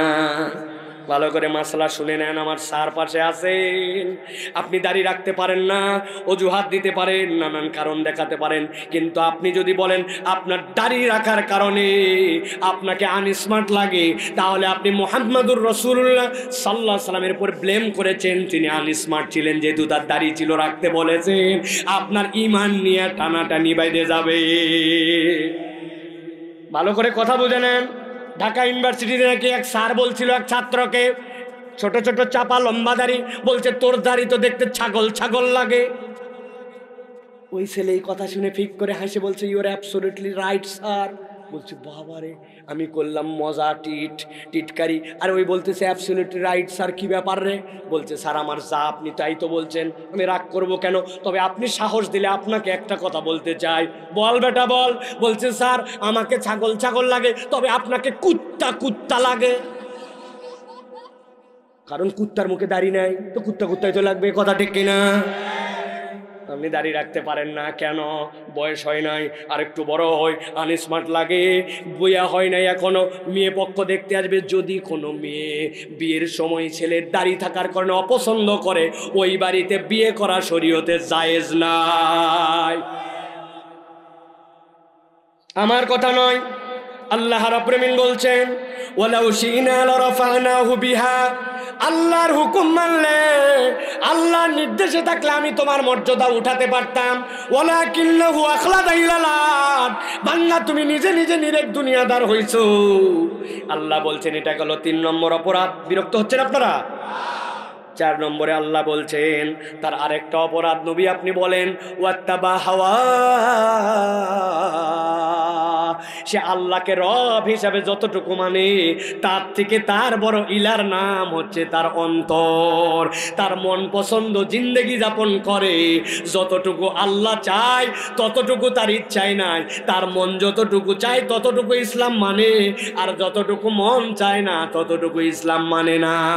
এরকম মুসলমান নামধারী আমাদের এলাকাতেও মানুষ আছে কিনা? বিয়ে শাদীর অনুষ্ঠানে গেছে, যাওয়ার পরে এক মহিলা আর এক মহিলা দেখে বলছে আপা মনে হচ্ছে আসমান থেকে নামে এসছি, এত সুন্দর মানুষ হয়, আপনি কে গো চিনলাম না। বলছে বেকুব কোথাকার, আমি তোর বাসের বাসা তসলিমা আপা। এই রে বাবা, চিনবো কিভাবে? সারা জীবন আপনি বোরখা পরছেন, পর্দা করছেন, আপনি আজকে যেমনি আছেন। কয় আরে 2000 টাকা দিয়ে বিয়ের সময় মেকআপ দিছি, এই মেকআপ যদি আবার বোরখার নিচে থাকে দেখবে কে? 2-1 দিন এরকম পর্দা ছাড়াও চলা যায়। এরকম মহিলা এলাকায় আছে না নাই? ঈদের জামা কেনার পরে ওই জামা পরে সাজগুজ করে ঢ্যাম ঢ্যাম করে বের হয় মাহফিলে। মা আসতেছে হাত মোজা পা মোজা, আর উনার সাথে একটা 18 বছরের ধরে আনছে মশারির কাপড় পরা। লোকজন বলছে মায়ের বয়স 60 বছর, পর্দার বিধান হালকা। আর বেটা মহিলা, তোমার মেয়ের পর্দা করা লাগবে বেশি করে। বলছে বেশি বুঝায়ও না, আমিও বিয়ার পরে পর্দা ধরছি, বেটিরও বিয়ার পরে ধরবে। আছে কিনা? হাসতেছেন। আপনার বাড়ির কেস বলতেছে, আমি বাড়িতে যে খবর নিয়ে দেখেন, এত বড় দাড়িওয়ালা ইসলামের পক্ষে কথা বলে, ইসলামী আন্দোলন পছন্দ করে, কিন্তু নিজের বাড়ির পর্দার খবর নাই। এরকম মুসলমানের কোনো অভাব নাই। আল্লাহ বলছেন ওয়াত্তাবা হাওয়া, এইটা তোমার মন পছন্দ জিন্দেগি, আল্লাহ তোমাকে এই পারমিশন দেন নাই। ঠিক না? ভালো করে বোঝেন। এটা গেল একটা লেয়ার। ওয়াত্তাবা হাওয়া কথা শেষ করব। একটা চরম লেয়ার আছে, বলবো ঝামেলা হবে না তো? একদল আছে নামাজের ইসলাম পছন্দ, রোজার ইসলাম পছন্দ, উমরার ইসলাম পছন্দ, বলা মাত্র বিরাট খুশি। কিন্তু উনাকে যদি বলেন দেশের টাকাগুলা সব মারে মারে বিদেশে পাঠায় দিল, রাস্তাগুলা খাইয়ে ফেললো, ব্যাংকগুলা ডাকাতি করে ফেললো, দেশটাকে দেউলিয়ার পর্যায়ে নিয়ে চলে গেল, এই চোরগুলাকে ধরা হোক। আর এই চোরগুলাকে ধরে ধরে আল্লাহর দেওয়া আইন অনুযায়ী, আল্লাহর দেওয়া বিধান অনুযায়ী বিচার করা হোক। আছে কি না? আপনি বলতেছেন ঠিক, কিন্তু ওই দল আছে তারা বলবে আল্লাহর আইনের বিচার মানে কি? আল্লাহর আইনের বিচার মানে আল্লাহর কোরআনের বিধান।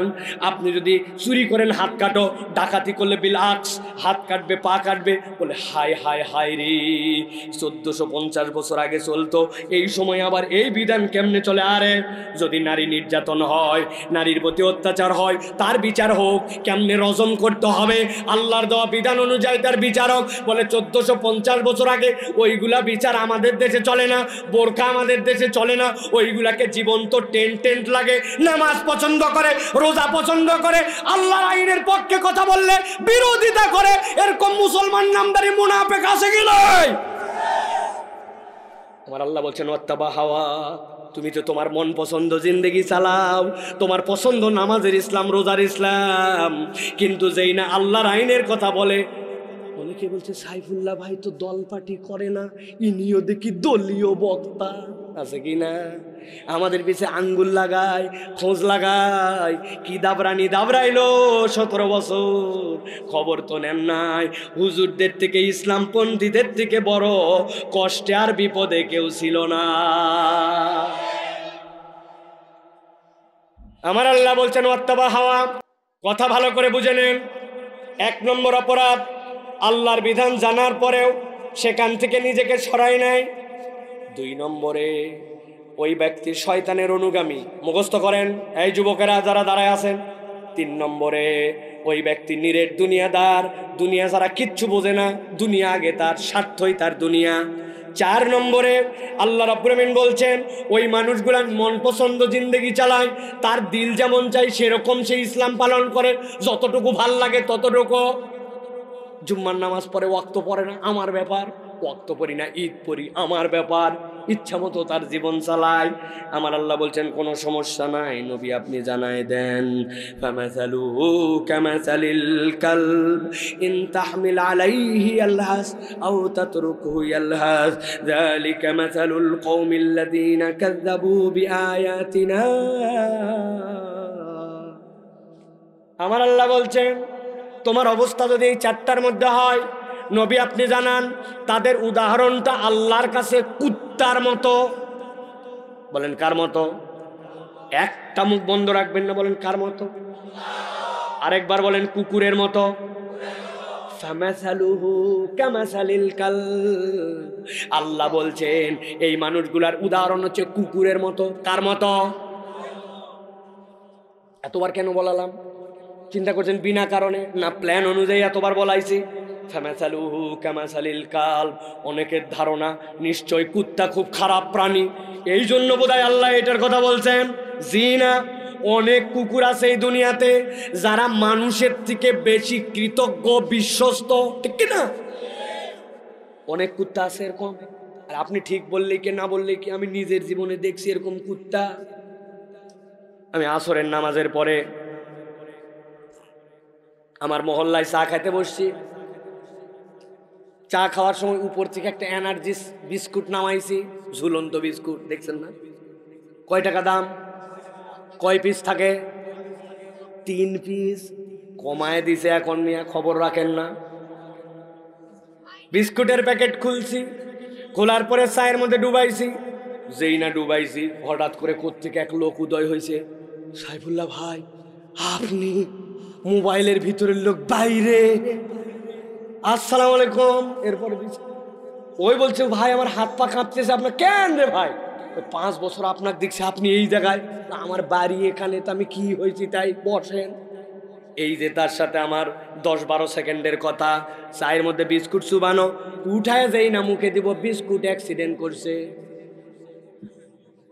নিচে পড়ে গেছে।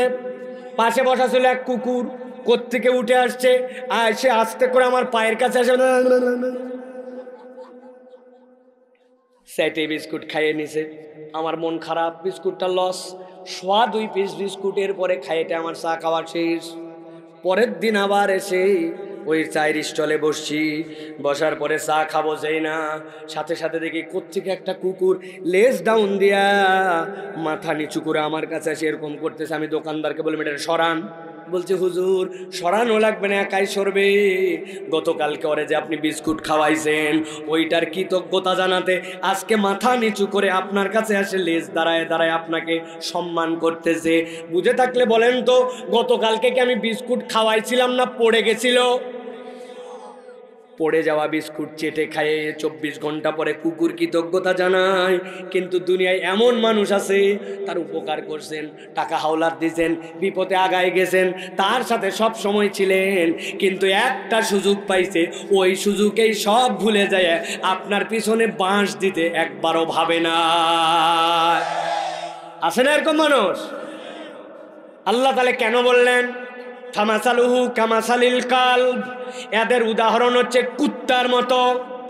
মুফাসসিররা বলছেন, আল্লাহ কারণ ব্যাখ্যা করেছেন। আল্লাহ বলছেন, ইন তাহমিল আলাইহি আলহাস আও তাতরুকু আলহাস। কুকুরের পিঠে তোমরা বোঝা চাপাও না, কিন্তু কেউ যদি কুকুরের পিঠে বোঝা চাপায় দেয়, ওই বোঝা চাপালে সে হাঁপাতে থাকবে, আবার যদি ছেড়ে দাও তারপরেও হাঁপাতে থাকবে। আরবিতে লাহাসুন মানে জিবা বের করে যে লাল পড়ে যায়, কুকুরের চরিত্রই হচ্ছে জিবা বের করে আর লাল পড়া। সেইটা তার তৃষ্ণা লাগলেও লাল পড়ে, না লাগলেও লাল পড়ে, এইটা তার ফিতরাতগত স্বভাব। আর কুত্তা কখনো স্থির থাকতে পারে না, ওর মধ্যে অস্থিরতা আল্লাহ দিয়েছেন। রাত্রেবেলা ঘুমাই থাকলেও দেখবেন কাত হয়ে পড়ে আছে, খানিকক্ষণ পরে কান নড়ে, খানিকক্ষণ পরে অটোমেটিক লেজ নড়ে, ওই স্থির থাকতে পারে না। আল্লাহ বলছেন, আল্লাহর বিধান জেনে বুঝে যদি অস্বীকার করো, শয়তান যদি তোমার অনুগামী হয়, নিরেট যদি দুনিয়াদার হয়ে যাও, আর মন পছন্দ জিন্দেগি যদি গঠন করো, আমি আল্লাহ বললাম তোমার চরিত্রটা কুকুরের মতো হয়ে যাবে। এই দুনিয়াতেও তোমার সুখ নাই, আর পরকালে যাওয়ার পরেও তুমি কখনো শান্তি খুঁজে পাবে না। ভালো করে মিলান, আমি হুজুর সহ আমরা সহ মিলান। আমাদের জীবনে এখন স্থিরতা আছে ভাই, শান্তিটা কোথায় যেন চলে গেছে। সব আছে তারপরেও কি জানো নাই, সব পাওয়ার পরেও আরো কি জানো লাগবে। সুখ নাই, শান্তি নাই, অভাব যেন দূর হয় না। দুনিয়ার সব অভাব দূর হলেও, অভাব দূর হলেও মনের অভাব মিটে না। যাদের জীবনটা এরকম অস্থির, বুঝতে হবে আল্লাহর দেওয়া সূত্র অনুযায়ী আমার জীবনে 4টার মধ্যে কোনো একটা ঘাপলা আছে, ঠিক না? আল্লাহ রাব্বুল আমিন এই জন্য বলছেন, তোমার জীবন তো কুকুরের মতো আল্লাহ রাব্বুল আমিন চান না। মানুষ তো আশরাফুল মাখলুকাত, আল্লাহর কাছে তার মর্যাদাটা বিশাল বড়। ওই মানুষকে রব্বুল আমিন ইজ্জতের চূড়ান্ত রূপে দেখতে চান। কিন্তু আমরা এমন অবস্থায় আমাদের জীবন চালাচ্ছি, আমাদের জীবনটা আর কুত্তার জীবনের মধ্যে কোনো পার্থক্য যেন নাই, ঠিক না? আল্লাহ নবীকে বলতেছেন ফাকসুসিল কসাসা লাআল্লাহুম ইয়াতাফাক্কারুন। কসাস এক বচন না বহু বচন? আল্লাহ বলতেছেন ফাকসুস, নবী আপনি গল্প করেন কসাস, এরকম ঘটনা আপনার উম্মতের কাছে, লাআল্লাহুম ইয়াতাফাক্কারুন, আশা করা যায় আপনার উম্মত অনুধাবন করবে, একটু চিন্তার দুয়ারটা সে খুলে দিবে। এত বড় আয়োজন, এত রাত পর্যন্ত মাটিতে বসে আছেন, আল্লাহ যেন আপনাকে বলছে, ও ঝিনেদার মুসলমান, শুধু কথা শুনে চলে যাস না। ফাকসুসিল কসাসা, নবী এরকম অজস্র কথা বলে গেছেন, লাআল্লাহুম ইয়াতাফাক্কারুন, আশা করা যায় তারা একটু চিন্তা করবে। চিন্তা করেন আপনার আমার জীবনে কতটুকু ইসলাম আছে, আপনার আমার জীবনে কতটুকু আল্লাহর পক্ষে কাজ করি। আপনার আমার জীবনটা তো শেষ হওয়ার পর্যায়ে দেখতে দেখতে আমাদের বয়স 40-এর ধাক্কা মেরে দিল।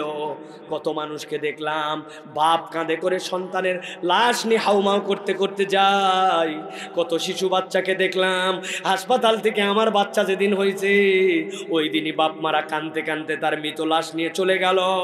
কত লাশ আপনার বাড়ির থেকে বের হলো, গায়ের জামা কাপড় খোলা যায় না, টেনে হিসড়াই ছিঁড়ে ফেললো, বড়ই পাতা দিয়ে পানি গরম করে আপনাকে 3 খণ্ড কাপড় পরাই দিয়ে আপনার লাশটার বাড়ির মধ্যে রাখে না।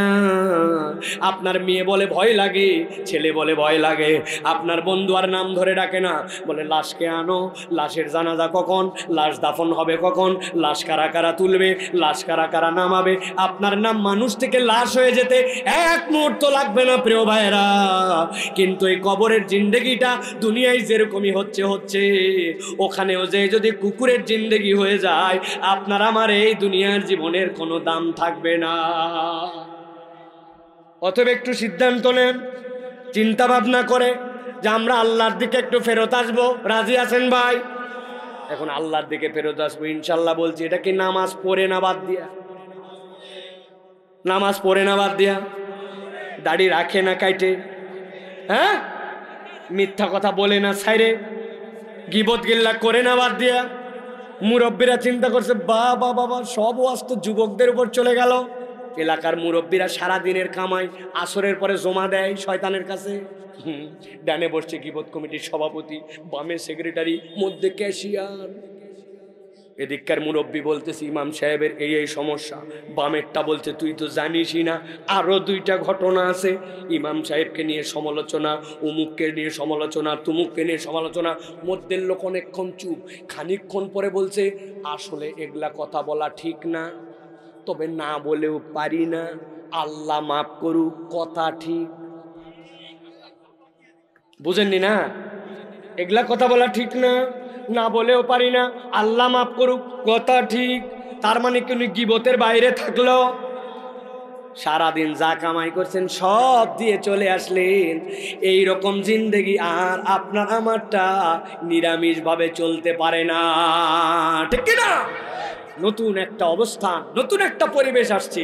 ইসলামের পক্ষে একটু কাজ করেন, ইসলামের পক্ষে একটু আপনি আপনার পক্ষ থেকে অ্যাক্টিভিটিস বাড়ান, 2টা নতুন মানুষ তৈরি করেন, ইসলামের বুঝটা তার মধ্যে দেন, হাতে ধরেন, পায়ে ধরেন, তার কাছে যাই গোপনে পা চাপে ধরেন যে ভাই তোরে নিয়ে জান্নাতে যেতে চাই ভাই, কেউ দেখে নাই, আমি তোর বড় মানুষ কিন্তু তোর পাটা ধরছি ভাই, তুই ইসলামের পক্ষে আয়, আল্লাহর পক্ষে আয়, ইসলামের পক্ষে যারা তাদের পক্ষে থাক, নামাজটা ধর, রোজাটা ধর, গুনাহটা ছাড়। এরকম করে যদি আগাই, আল্লাহ বলছেন লাআল্লাহুম ইয়াতাফাক্কারুন, তাহলে জিনেদার মানুষ তোমরা একটু চিন্তা করো। শেষ আয়াত, শেষ কথা, আল্লাহ বলছেন নবী সাআ মাসালাল কওমুল্লাযীনা কাযযাবু বিআয়াতিনা, তবে যারা আমার আয়াত অস্বীকার করে ওদেরকে বলাও যা না বলাও তা, ওয়া আনফুসাহুম কানু ইয়াজলিমুন, তারা নিজেরাই নিজেদের নফসের প্রতি জুলুম করছে, তাদেরকে নিয়ে চিন্তা করার দরকার নাই। তাহলে আমরা কি চিন্তা করে আল্লাহর পক্ষে আসবো, নাকি আল্লাহর আয়াত অস্বীকারী দলেই আগেও যেরকম ছিলাম ওরকম থেকে যাব? কোনটা চিন্তা করব? পরিবর্তন হব? আল্লাহ আমাদেরকে তৌফিক দান করেন প্রিয় ভাইরা। এখন তাহলে বলেন যে এই সকল আয়োজন আমাদের দরকার আছে কিনা? এই মাঠে গান হয়, বাজনা হয়। কোনো একটা বাপের বেটা থাকলে বলেন, কনসার্ট থেকে যাইয়ে কোনো একজন বাপ মায়ের কথা শুনতে শুরু করছে, আরে বাপ রে বাপ, ওখানে নাচানাচি কুদাকুদি করে আসে, উনি বাপ মায়ের কথা একদম ভিআইপি ভাবে শোনে। আছে? বরং কনসার্টে গেলে মানুষজন বিড়ি খাওয়া বাদ দিয়ে দেয়, ঠিক কিনা? ঠিক, আন্দাজি না বুঝে না বলেন, ঠিক। বিড়ি খাওয়া বাদ দিয়ে গাঁজা খাওয়া ধরে। বলছে দোস্ত অনেকক্ষণ লাফালাম, বিড়িতে ইমেজ আসে না। বলে কি করা লাগবে? বলে জানা আছে, তুই খালি বিড়ির ভিতরে মাল ফেলা। ওই সিগারেটের ভিতরে মাল ঠোকা দিয়ে ফেলায়া উনি পকেটের থেকে কুচকুচ কুচকুচ কাটে ওর মধ্যে ভরছে, ভরে বলছে এবার টাইনে দেখ। বলে এক টানেতে যেমন তেমন, দুই টানেতে রাজা, ঝিনেদা অঞ্চলে উহার নাম গাজা। আছে কি না? ওই সকল কনসার্টে যায়, গান বাজনায় যায়, সিনেমায় যায়, গাঁজাখোর হইছে, চোর হইছে, জুয়াখোর হইছে।